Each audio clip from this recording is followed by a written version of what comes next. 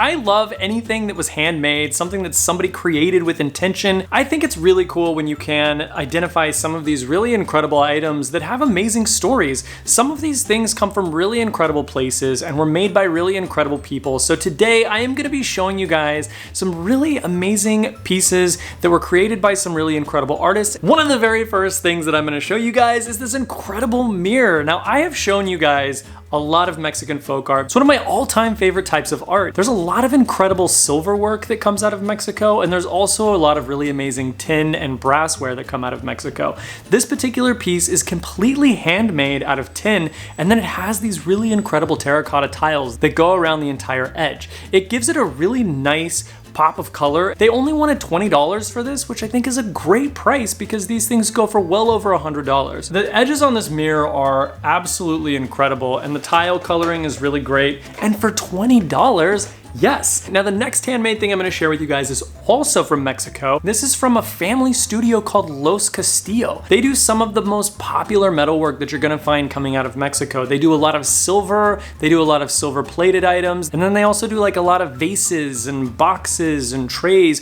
Really, really incredible stuff. Now what's really cool is a lot of their work is very figural. So you're gonna see a lot of like little animals and little creatures and bugs and birds and lizards and all kinds of really cool things. So it's got a really awesome Art Deco look. They also include a lot of South American and Central American Aztec design into that look. So it's got a really, really unique look that you're not gonna see anywhere else. This particular cup was made by Castillo, and he does a lot of silver plate work. So this one here is actually silver plate, and then you can see it's got like the stone here on the lizards. It's got an amazing look. I was super excited about this. These things are incredibly valuable. Anything from the Castillo family is going to be really valuable, and you can even look for a lot of their jewelry. Their jewelry is incredibly popular. This is actually super dirty, so I apologize for that. And for $40, I will take it. Now the next thing that I found were these two dolls, and these are really interesting because these are from an artist named Karen Germany. Karen Germany is really interesting because she is an artist that really specialized in pottery, and they didn't start making dolls until the 1980s. And these dolls are really cool because the original version of these would have been made out of pottery, and then they could remanufacture them in a resin material. The resin versions of them were all completely hand painted by the people in the studio. This is from a line that she created called Daddy's Long Legs. They're really big. They're huge, you guys. So they're really long. The detailing on them is actually really amazing. They've got very realistic hands and feet. Some of their really rare ones will go for well over $100. One of my other all-time favorite kinds of art is Native American art. And one of the things that I'm going to show you guys now is this pottery figurine. What's cool about this is it's signed on the bottom, but what this is actually a version of what's called a storyteller doll. These became really popular in the 1960s when the original artist made one to depict the way that her grandfather used to tell stories. And basically it can be a man or a woman, and they're just sitting in a pile of kids. And they always have their mouth open. There's a very specific look that these all have, and they're all really cool. And what's cool is you can find some of them with just like hundreds of kids, like kids and kids just coming out of everywhere, and there's just children piled on this poor soul trying to tell the story. This one here has quite a few kids, more children than I would probably be comfortable with. The story must be pretty interesting because this one is shocked for sure. These ones, I can't tell if they're sleeping or if they're just so shocked they can't even keep their eyes open. So that's the idea. She's telling a story and to all of these kids, and the story is so good that they are all well behaved. Nobody's throwing food. Nobody's having temper tantrums. I just feel like it's just not that realistic, but I don't know. I don't know. I would be way too scared to attempt something like this, but Godspeed to you, my woman, Godspeed. This one was on sale, so I ended up getting it for under $40. It was like $35, I think, which isn't terrible. And this one's actually a really good size. The next thing I'm gonna show you guys is incredible, and it has to be probably on my top 10 list of amazing things that I've found. I got it for only $20, which is mind-blowing. But this scroll is completely made out of leather. This is what's called an Ethiopian magic prayer scroll. What's interesting about a lot of cultures that have had Christianity brought to them, there's a lot of Christian beliefs and Catholic beliefs that are sort of infused into their older beliefs. Each one is completely unique, and there would be spells and prayers written on the inside that you would not be able to find anywhere else. And these would have been used to help cure the sick or to ward off demons. If they believed somebody was possessed, there might be a prayer inside that they would use to get the demon out of the person. The prayer and the spells are definitely very important, but the paintings were just as important because they believed that the demon that was causing the illness inside of a person had to leave through the eyes. That's how it went in, and that's how it would have to leave. So while they were reading off the spell, they would also show the person the painting. These paintings also had a certain kind of magic that would get the demon out of the person. You guys, I literally have a magic scroll with magic Ethiopian spells. I'm sorry, it's just like a Thursday night right now, and I'm kind of like, do I get pizza after this, or do I just keep hanging out here with my magic spell scroll? This thing is so cool, and that's like such a good example of why I love handmade stuff. So I'm gonna show you guys the next thing that I found, which was from Indonesia, from the island of Timor. This area is very indigenous. There's multiple tribes that live in this region, and their art is all gonna be a little bit different, but they use a lot of the materials that they have available to them. So it's gonna be a lot of wood, it's gonna be a lot of clay, and it's gonna be a lot of bone.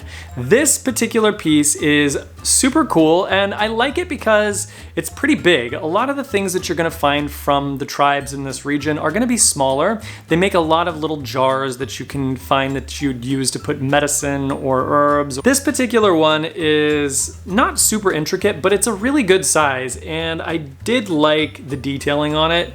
And it is cool to find something that's carved from bone from that region, so I was definitely happy to get something like this. It was only $30. It probably would have been worn as some kind of an amulet or a jewelry piece. Now I'm going to show you guys some really incredible contemporary pottery. So there's some really incredible artists that have been around in the last 100 years and even up until recently, creating some really cool things that you guys can keep an eye out for. This next piece I'm going to show you guys is from an artist named Esteban. She's an American artist who specializes in a lot of really incredible pottery figurines. All of her work has a really incredible Southwestern look to it, and she does a lot of like Native American women wrapped in blankets, and these figurines and statues are sort of her trademark style. Her stuff is pretty valuable. If you can get it for a good price, it can go anywhere from 50 to 100, sometimes a little bit more depending on the detailing and the size, and of course you're going to want to make sure it's in really good condition. This particular piece sitting here on this table is one of her pieces. It has really good detailing to it.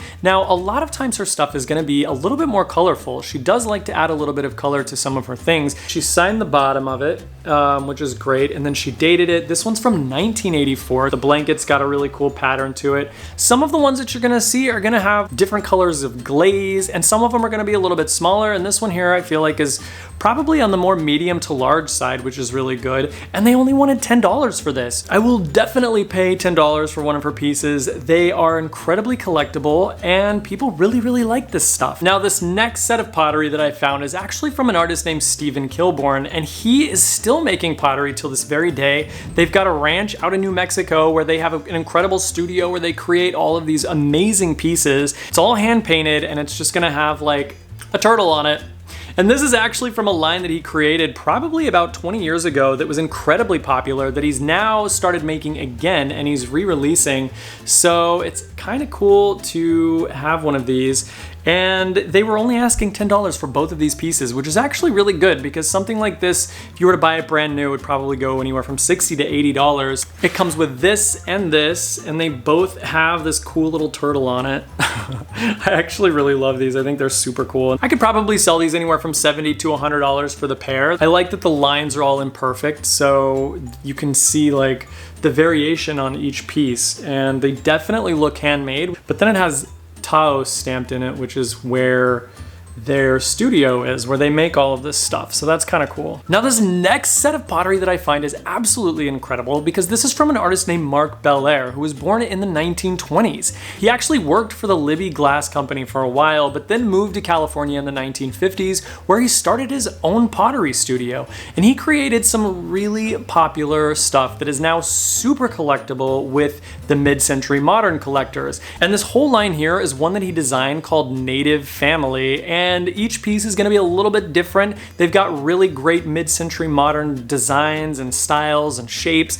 so they have a really great look to them, and they sort of have like this really cool color scheme to them. I actually really like the details on this, and they only wanted $40 for this entire set. Some of the pieces from Mark Belair can go for a lot of money. He signed each piece on the back, so you can see it's got his name, which just says Belair. It's very simple, very classy. So I was super excited to find this entire set, and there's some really rare pieces in here. I feel like that's like a good blanket version of some of my most favorite handmade things. So I actually want to hear from you guys. I'm super curious. If you could just wake up tomorrow and be a master craftsman at whatever it may be, I would love to know what yours would be. Mine would be art glass. I would love to be able to just make these incredible glass sculptures. Like you see these amazing art glass chandeliers and vases and statues, and I'm just like, how do you do that? It's so difficult because you have to like manage the heat, and they bend and then they break. Like there's so many things happening all at once. That would be one thing I would love to just be able to do. Probably never happen, so I'll just keep buying it at thrift stores, I guess. I want to hear what your guys' handmade skill would be, and maybe you do it. Maybe you already are like an amazing painter or writer or sculptor. I would love to hear what you guys either do or really want to do. Leave your comment in the comment section below. If you haven't hit that subscribe button yet, make sure you do it now so you don't miss future episodes. And as always, thank you guys for watching, and I hope you have a wonderful day.